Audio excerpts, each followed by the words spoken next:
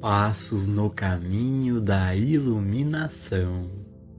O objetivo do nosso trabalho é a obtenção de alguma medida de consciência espiritual, de retornar à casa do Pai e assim atingir um certo grau daquela luz espiritual que resultará em nos tornarmos novamente filhos de Deus. A raça humana, como a conhecemos, não é a descendência de Deus. Desonraria a Deus a crença que Ele poderia criar o que nos confronta como seres humanos. Sobre Deus, seria uma farsa crer que as condições existentes neste mundo hoje foram criadas por Ele. A mensagem do Mestre era muito clara, a de morrer diariamente, a fim de renascer do Espírito. Paulo também deixou claro que, como criaturas, não estamos sob a lei de Deus, nem isso poderia ser, mas que podemos nos tornar filhos de Deus, podemos voltar para a casa do Pai e, mais uma vez, estarmos sob a lei de Deus, sobre a proteção e cuidado de Deus. A missão inteira do Mestre era revelar como a transição do homem da terra para o homem que tem o seu ser em Cristo pode ser feita. Sua missão inteira era revelar a natureza da realização espiritual, da revelação espiritual.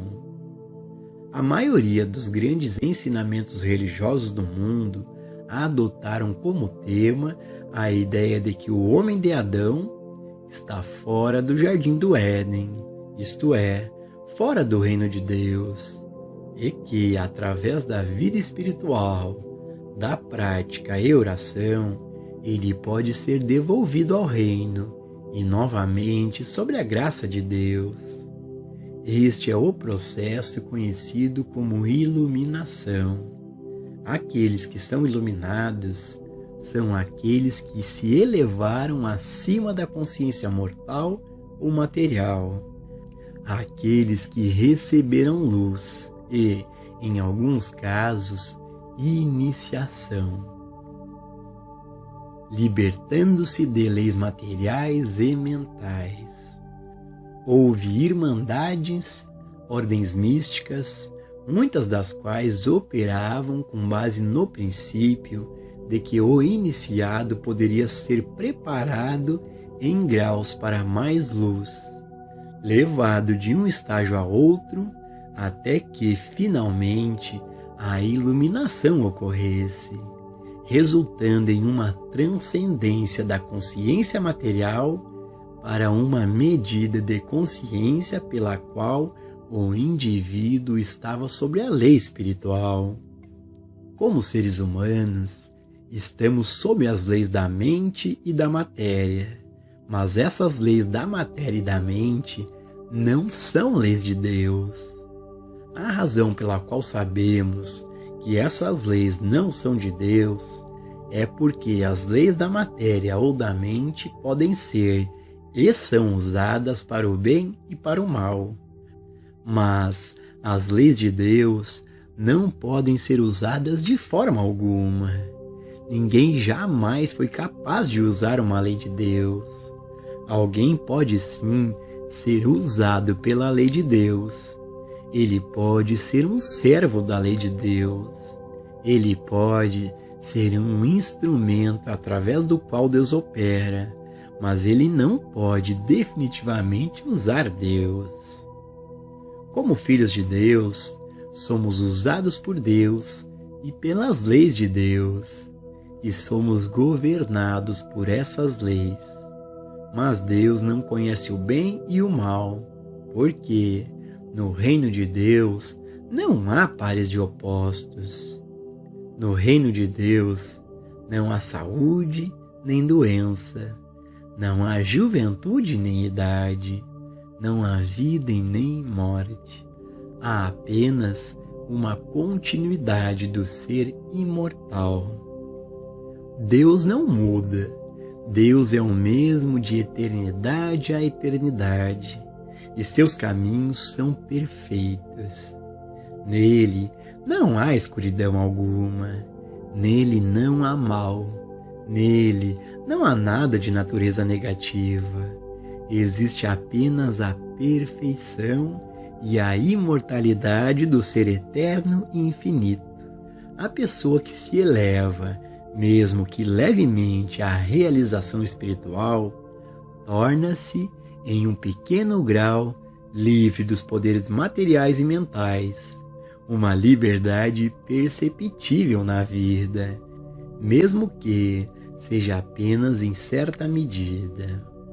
Nos primeiros estágios da realização espiritual, não incorporamos imediatamente nossa completa e plena realização espiritual, nem ganhamos imunidade de todas as leis e poderes da matéria e da mente, mas, em proporção à nossa obtenção da luz espiritual, os poderes materiais e mentais diminuem sua influência sobre nós.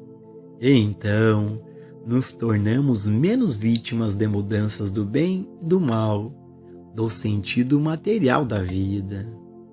Não apenas nos tornamos menos vítimas de leis materiais e mentais, mas também perdemos a capacidade de usar leis materiais ou mentais em nossos relacionamentos uns com os outros.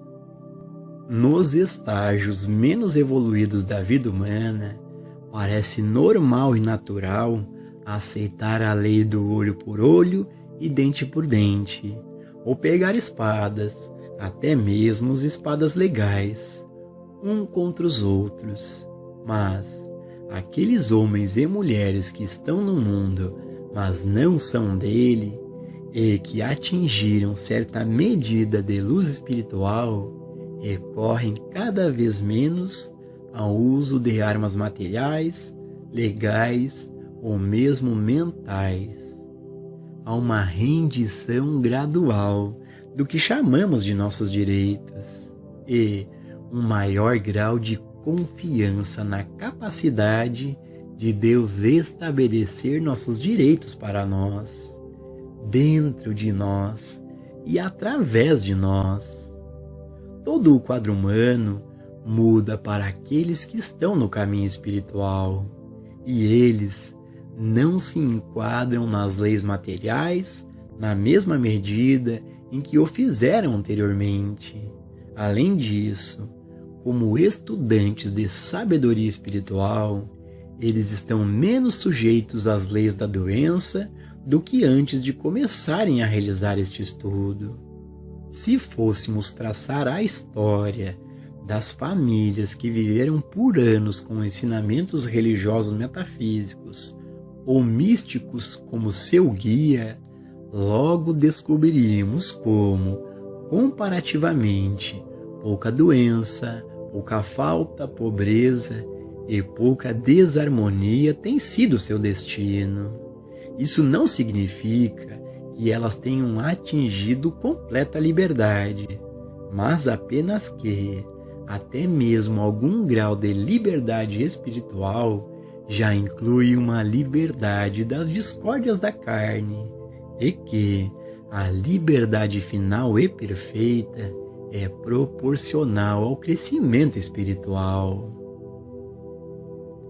Alcançando a consciência transcendental. Para atingir alguma medida desta consciência espiritual, é necessário que os princípios específicos sejam seguidos. Essa mensagem, portanto, contém certos princípios que, quando lidos, estudados, praticados e corporificados na consciência, tornam-se operativos como consciência quadridimensional ou transcendental, uma consciência que é alcançada de duas maneiras. A primeira maneira de alcançar essa consciência é por um ato de Deus que às vezes acontece na experiência de um indivíduo e, por alguma razão desconhecida e sem qualquer esforço de sua parte, o eleva a esta consciência quadridimensional ou transcendental. Este é um dom de Deus.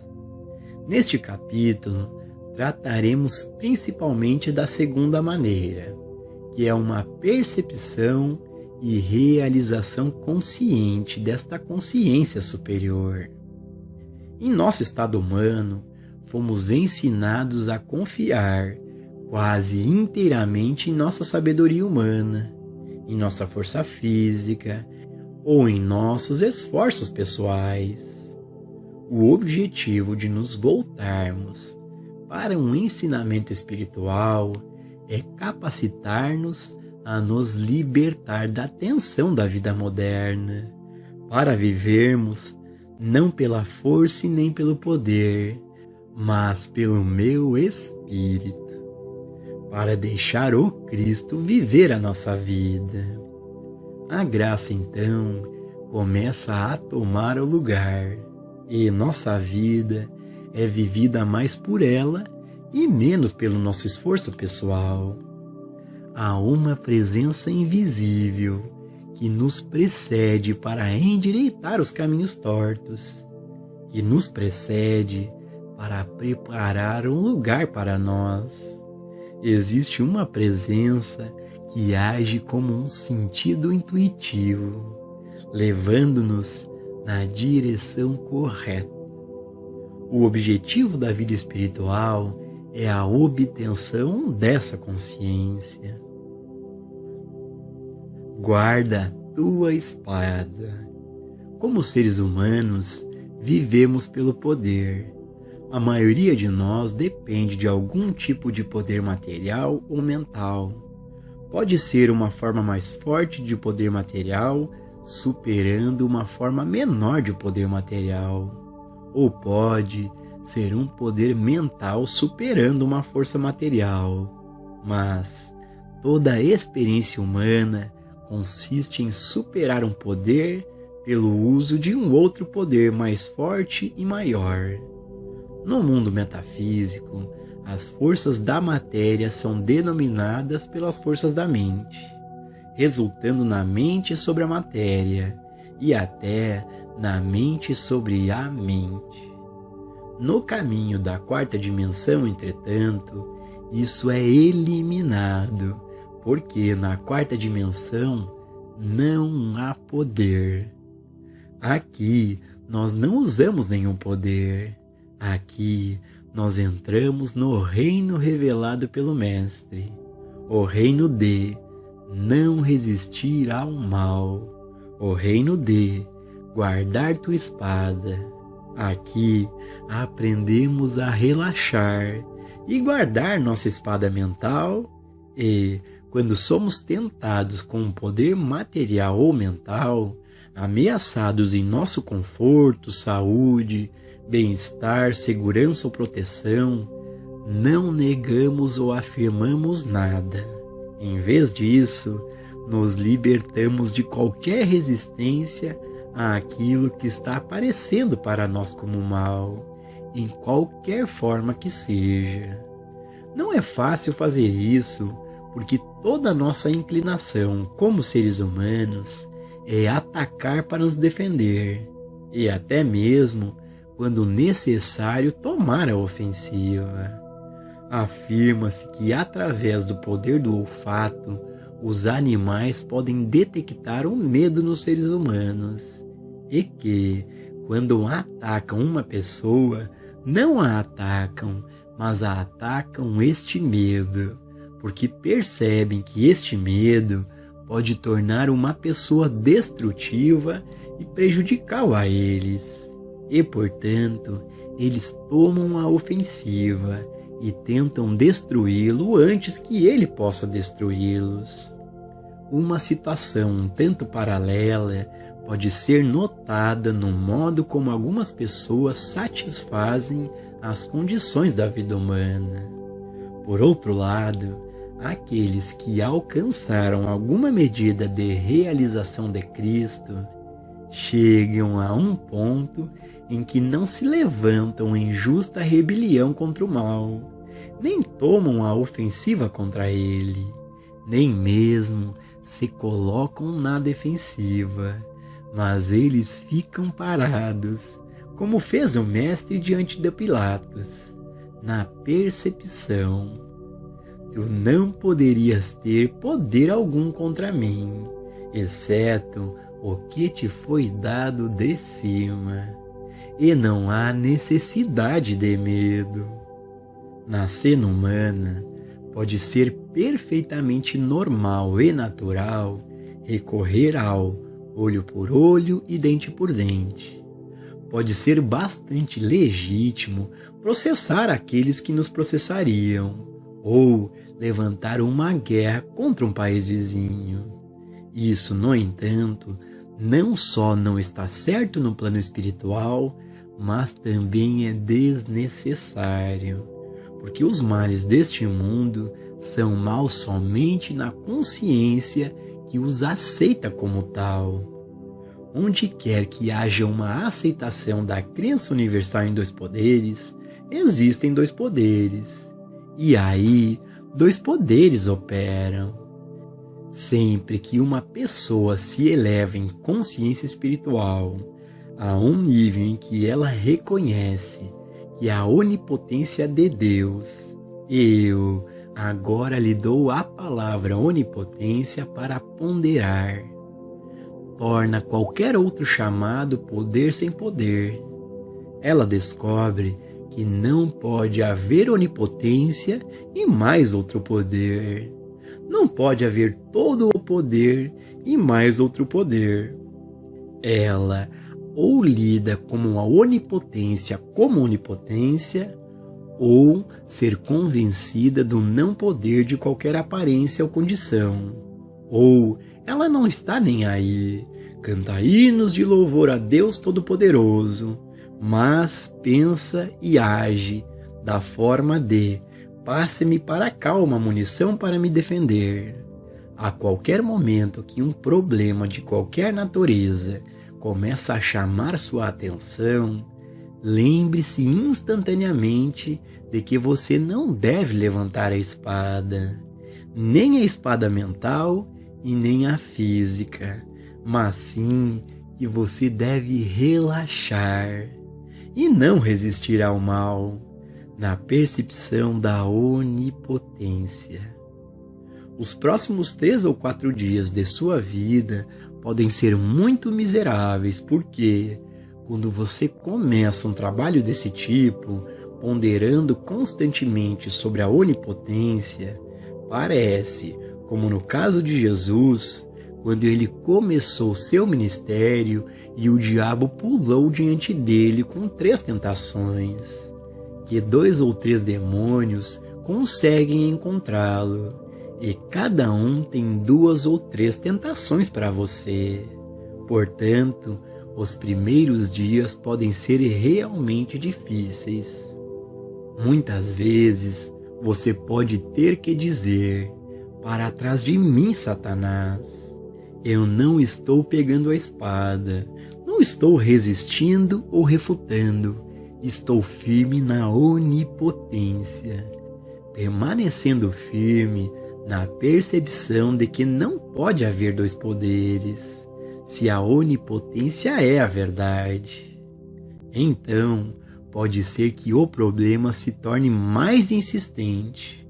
Embora em uma ou em 2 instâncias o problema possa desaparecer. Não fique muito encorajado se isso acontecer, porque você ainda terá aqueles dias pela frente, quando um problema seu ou de sua família, ou uma manchete em um jornal, irá tentá-lo a aceitar um poder destrutivo no mundo, uma força do mal ou uma condição errônea, e você será chamado especificamente e concretamente para trazer à lembrança consciente mais uma vez a palavra onipotência. Todo o poder, um poder, e não um poder sobre outro poder, porque não há dois poderes no reino espiritual, um para ser usado contra o outro. Existe apenas um poder, e o segredo da vida harmoniosa é o reconhecimento e a aceitação de um poder. A grande falha do mundo religioso tem sido acreditar que Deus é um grande poder, às vezes grande o suficiente para curar doenças ou impedir guerras, impedir depressões e pânicos. 5.000 anos de história deveriam ter provado a nós que tal Deus não é tal poder. Deus não para as guerras. Isso acontece quando o inimigo fica sem munição. Deus não cura a doença, ou alguma forma de matéria médica faz isso, ou o faz algum indivíduo espiritualmente dotado que chegou à realização da onipotência e, portanto, pode considerar a doença como o braço de carne ou o não poder. Lembre-se sempre de que não estamos lidando com um grande poder ou com um poder supremo sobre outros poderes. Estamos lidando com um reconhecimento individual. Estamos firmes em um só poder, além do qual não há outros poderes. Davi e Golias.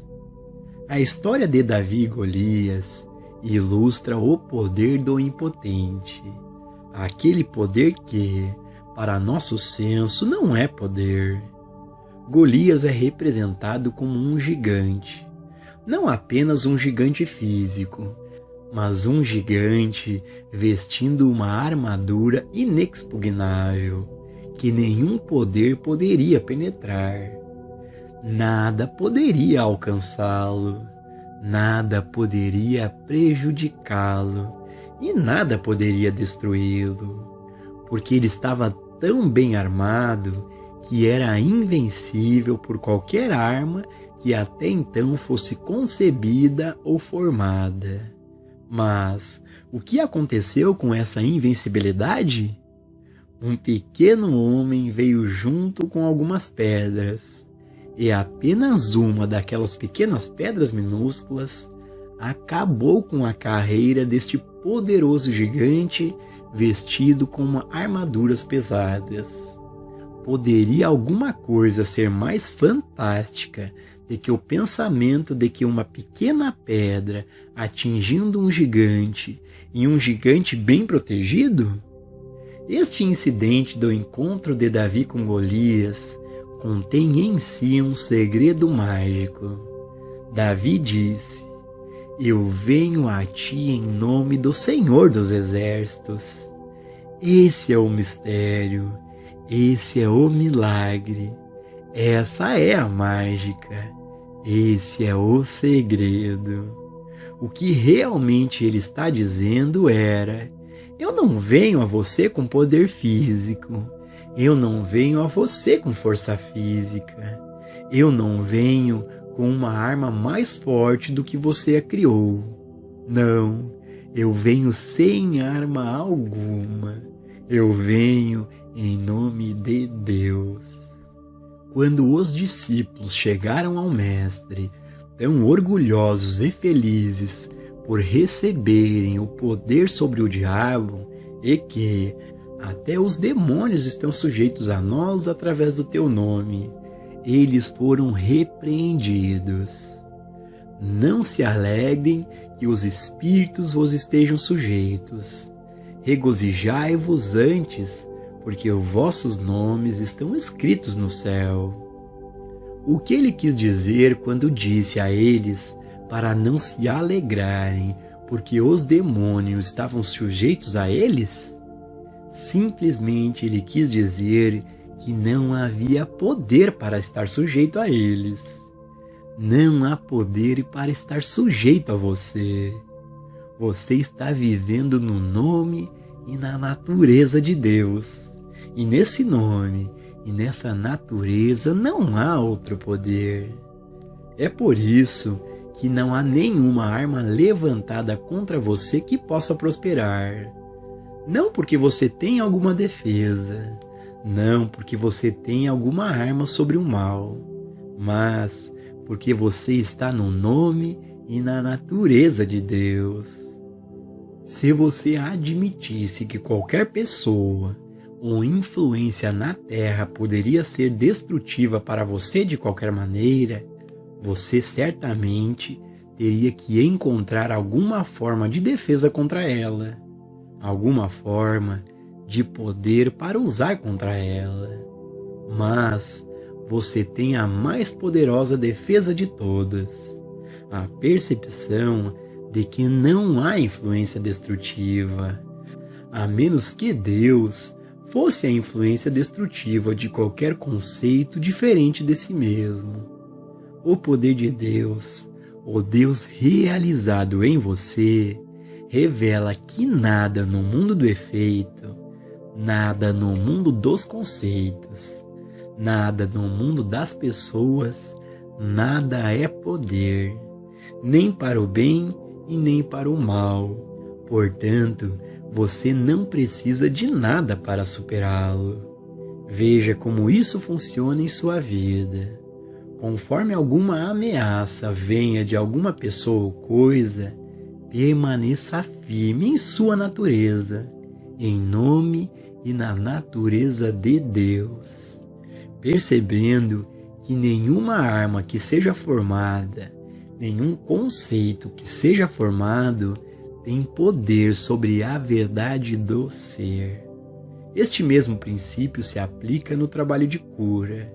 Se você aceitou a crença em doenças infecciosas ou contagiosas, doenças hereditárias ou qualquer outra forma de doença, observe o que acontece quando você desiste de suas armas mentais e para de combatê-las.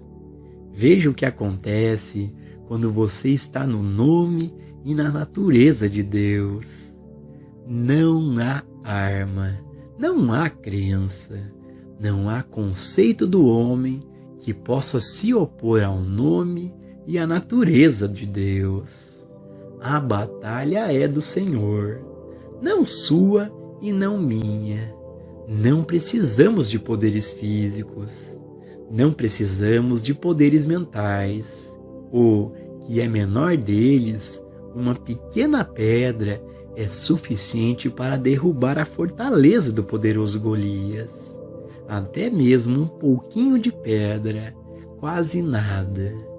Aquilo que para o mundo não representa poder algum, uma pequena pedra, derruba o mais poderoso dos poderes, seja esse poder físico ou mental. O poder espiritual é autossustentado, um poder autocriado e autossustentado. E você só tem que se deixar vestir com essa armadura espiritual da verdade e depois permanecer em seu nome, em sua natureza. A armadura espiritual da verdade não é uma arma para se usar contra o erro. A armadura espiritual da verdade é a percepção e realização da onipotência, aquela influência criadora que não apenas criou este universo, mas que mantém e sustenta a si mesma pela eternidade. Se você reconhece que você é um pouco diferente do divino, você murcha. Você então configurou aquilo que tem que se cercar de uma placa de blindagem. Mas quando você reconhece Deus como seu ser, então deixa Deus ser sua própria defesa e não usa armas físicas ou mentais. Armas humanas são necessárias para aqueles no nível de consciência que vivem pelo poder e para o poder. Mas aqueles que chegam a esse nível mais alto de vida pelo Espírito não podem usar as armas do mundo. Eles aprendem que Deus não é um poder sobre outros poderes. Deus é o poder autossustentável. Esse é o poder, e esse poder é amor. Não um amor que usamos para um propósito, mas um amor que nos envolve dentro de sua lei e mantém e sustenta o nosso ser. Silêncio e segredo. Você tem que começar neste momento a assumir uma atitude na qual aceita a onipotência, Deus como tudo, e portanto, qualquer outra coisa e todo o resto como o braço de carne, o poder temporal, o nada. Isso você deve fazer sagrada e secretamente. Faça sua oração secretamente porque, a menos que você atinja essa consciência dentro de si mesmo, nunca será capaz de demonstrá-la exterior e abertamente. Não saia por aí pregando ou ensinando isso. Não faça proselitismo. Não tente dizer ao seu vizinho, seus amigos ou parentes como isso é maravilhoso. Eles não acreditariam em você de qualquer maneira. Viva esta vida dentro de você, até que o fruto dela comece a aparecer em sua experiência. Então, quando lhe for perguntado o porquê e o motivo das mudanças em sua vida, ou quando você encontrar uma receptividade ou interesse sincero, você pode começar a revelá-la, mas esteja certo de que você mesmo esteja demonstrando isso antes de começar a pregar ou ensinar. Não espere que alguém acredite apenas naquilo que você diz, porque, como Emerson disse, o que você é de fato troveja tanto que eu nem ouço o que você diz. Tenha certeza de que ninguém vai acreditar em um clichê metafísico ou místico, simplesmente porque você o repete. De fato, você é afortunado se encontrar aqueles que acreditam nele depois de demonstrá-lo. O Mestre nos advertiu a fazer nossas orações em segredo, silenciosa e sagradamente, lembrando-nos de que teu Pai, que vê em secreto, te recompensará abertamente. Então eu digo a você que cada passo no caminho místico deve ser secreto. Não é que manteríamos segredo do mundo por causa de uma relutância em compartilhá-lo, mas manteremos isso em segredo até que tenhamos demonstrado isso. Então, estaremos mais do que dispostos a compartilhá-lo com aquela parte do mundo que nos é conduzida. Lembre-se sempre que existe um leite da palavra para bebês, mas também há uma carne da palavra para o amadurecimento. Lembre-se de não lançar suas pérolas aos porcos. A quem muito é dado, muito será cobrado. Neste mundo, você será continuamente confrontado com a aparência de dois poderes. E, quanto mais alto você for na realização espiritual, mais você será confrontado com isso. Porque, quando você vencer o mundo por si mesmo, você descobrirá que são atraídos para você todos aqueles que estão cercados pelo problema de dois poderes. E assim, mais do que nunca, você será chamado a permanecer firme. Se assim for, uma vez que alguém se eleve à altura de Cristo Jesus, ele se encontrará com todos os problemas do mundo a serem resolvidos. É por esta razão que a realização espiritual nunca nos é dada para o nosso próprio benefício. Dos que têm muito, muito é exigido. E com toda a vida espiritual que você atingir, esteja certo de que será chamado a prestar mais e mais testemunho disso. Será chamado para mais e mais serviço a Deus. Nunca acredite que o caminho espiritual o leva a sentar em uma caverna em algum lugar, escondendo-se do mundo. Nunca acredite que isso leva a uma vida de indolência e facilidade. Estreita é a porta, e estreito é o caminho que leva à vida, e poucos são os que a encontram. Mas, quando você finalmente chega, a obra é abundante. Os trabalhadores são poucos, muito poucos, mas a obra é mundial. A cada grau de realização que você alcança, com toda a confiança que você tem na onipotência, esteja preparado para ser chamado a prová-la, uma e outra vez. Tempo virá quando não houver grandes problemas em sua própria vida, e muitos anos podem passar sem que você tenha consciência de um grande problema seu. Mas você estará atraindo para você aqueles do mundo que estão buscando a mesma liberdade que você encontrou.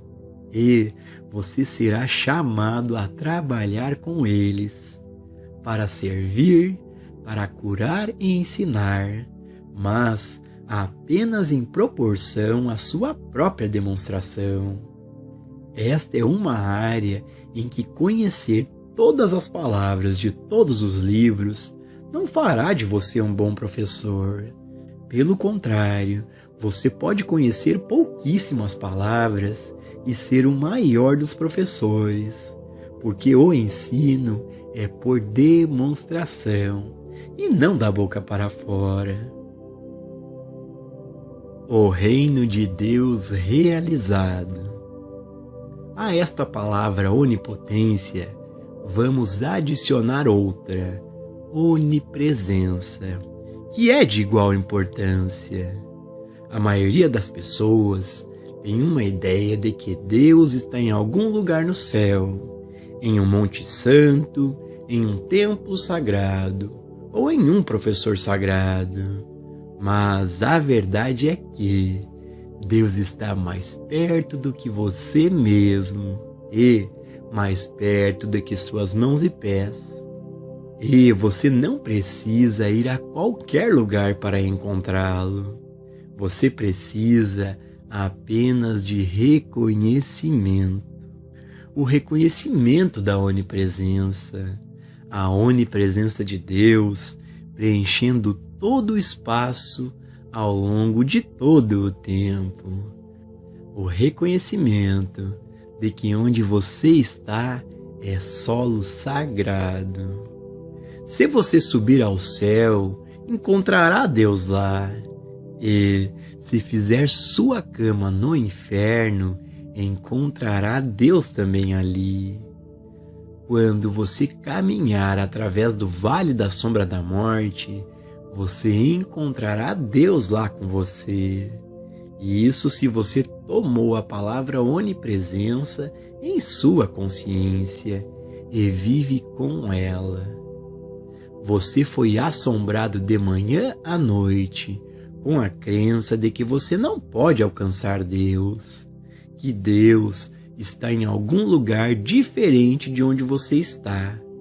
Mas agora você é chamado a superar cada uma dessas tentações, parar sua busca por Deus e recordar, na compreensão de que onde você está, Deus está, por causa da onipresença. Agora, observe os milagres que começam a acontecer dentro de poucos dias, enquanto você aprende a relaxar na realização da onipresença e da onipotência. À medida que você aprende a relaxar e desistir de pegar a espada contra algum inimigo, seja inimigo físico, mental, moral ou financeiro, ou contra qualquer outra besta mitológica que ande na terra, lembre-se que todas as bestas são mitológicas, porque Deus nunca fez nenhuma. Quando você tem onipotência e onipresença juntas, ao mesmo tempo dentro de sua consciência, você tem o reino de Deus realizado dentro de você. O reino de Deus não está aqui e nem ali. Não está nas montanhas sagradas, não está nos templos sagrados, não está nos mestres sagrados. O reino de Deus está dentro de você. Portanto, relaxe da tensão, relaxe do esforço e reconheça a onipresença, a presença de Deus onde você está. Nem a vida e nem a morte podem me separar de Deus. Estou agora na presença de Deus. Enquanto estiver na presença de Deus, não importa se sou o que o mundo chama de vivo ou morto. Eu não posso ser separado da vida de Deus. Eu não posso ser separado do amor de Deus, da consciência de Deus, do próprio Deus. O segredo redescoberto da arte da meditação. Trecho Mensagem de Gabinete. Há muito tempo, a meditação foi descoberta e praticada no Oriente, mas tornou-se uma arte perdida, muitos anos de chegar ao mundo ocidental. Agora que o segredo foi redescoberto, está sendo introduzido no Ocidente e reintroduzido no Oriente. O descobridor original da arte da meditação é desconhecido. Ele pode ter sido um viajante no deserto que passou seu tempo contemplando os mistérios dos céus. Alguém que talvez conhecesse as estrelas e alguns de seus segredos. Ele pode ter conhecido e contemplado os mistérios da esfinge e das pirâmides. Ele pode ter sido um pescador e ter conhecido a alegria de contemplar os mistérios do mar, ou um pastor como Moisés, contemplando os mistérios da natureza, sentindo a atmosfera das montanhas e maravilhando-se com a fertilidade de rebanhos e campos. Perdido em tal contemplação, o milagre ocorreu. O clímax da meditação foi alcançado e uma liberação interna foi experimentada, que pode ter tomado a forma de uma respiração profunda ou suspiro, ou como de um peso saindo de seus ombros. Sem dúvida, havia uma sensação de paz interior, ou de alegria moderada, e depois uma sensação de estar em paz com todo o mundo. A continuação de tais experiências acabaria por resultar em uma completa realização de unidade com todos os seres, unidade com as árvores e plantas, com as aves do ar e com os peixes do mar, e pode tê-lo levado à consciência, mesmo com as estrelas ou com o raio e o trovão de uma tempestade de verão. Enquanto isso, um grande mistério revelou-se ao explorador deste reino interior.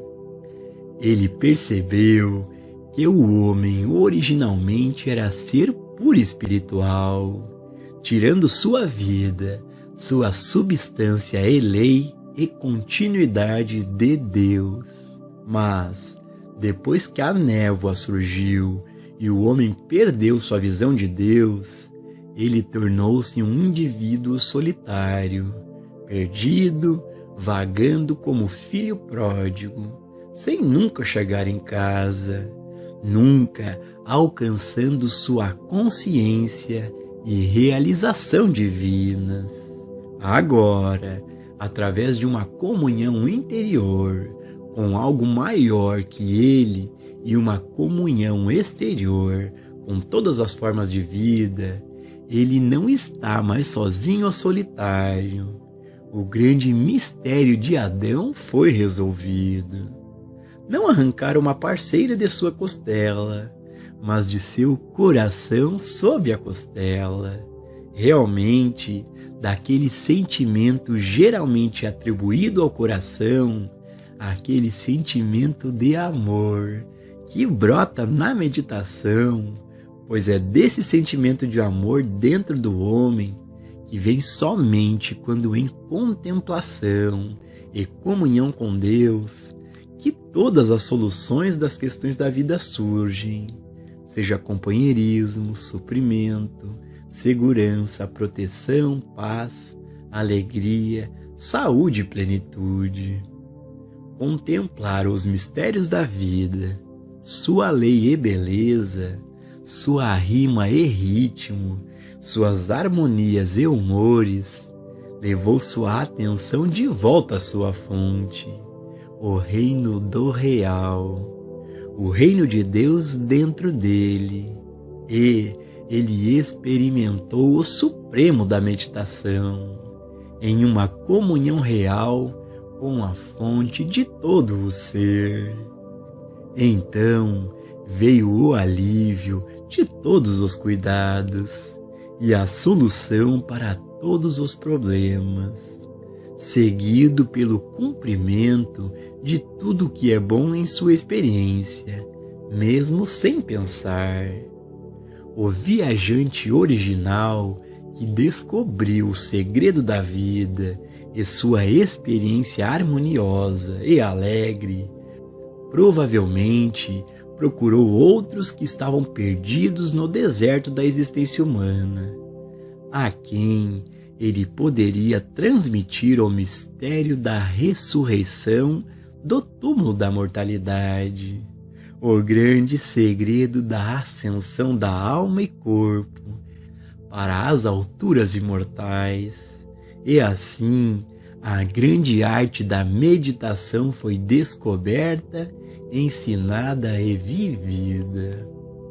Um pouco triste, o professor deste mistério, como o mestre que veio depois, aprendeu que, embora ele daria sua pérola de grande valor a toda a humanidade, como em Jerusalém, eles não a aceitariam.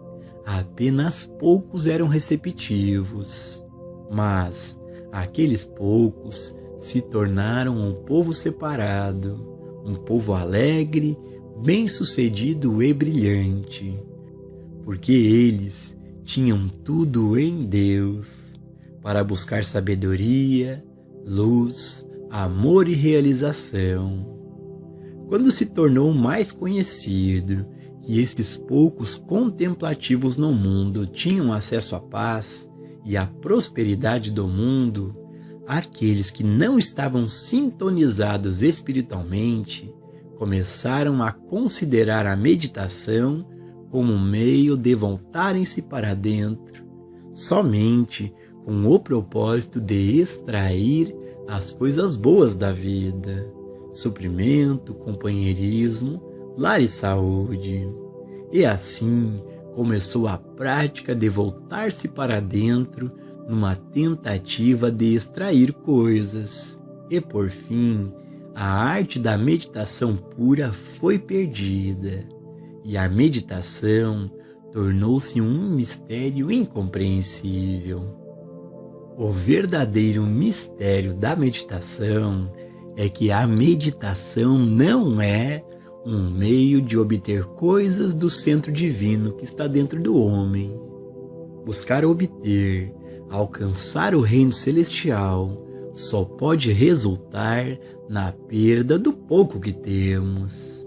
A meditação não é um meio para um fim. A meditação é uma contemplação das coisas profundas da realidade espiritual, do ritmo do universo, uma morada no reino interior.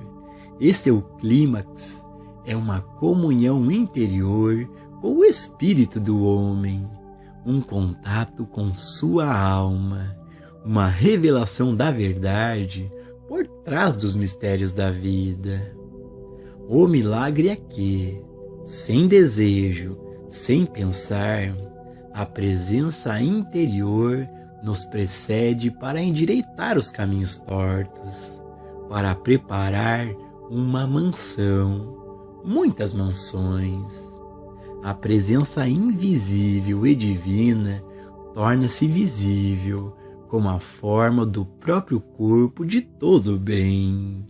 1000 podem cair à esquerda e 10.000 à direita, mas nunca os problemas deste mundo se intrometem na consciência daqueles que vivem em meditação, em uma perpétua contemplação interior, uma verdadeira comunhão com o eu interior ou com a fonte.